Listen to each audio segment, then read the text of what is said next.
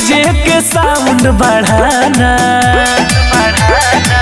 बाजी रविदास जी के गाना, बाजी रविदास जी के गाना तो नाची पूरा भीम के दीवाना। बाजी रविदास जी के गाना तो नाची आज भीम के दीवाना।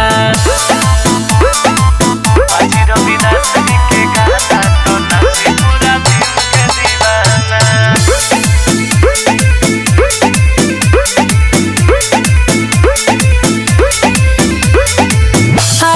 हमनी के ई शुभ दिन हो, गुरु रविदास जी में मन वालीन हो, गुरु रविदास जी में मन वालीन। हाँ हाँ आइल बा हमनी के ई शुभ दिन हो, गुरु रविदास जी में मन वालीन हो।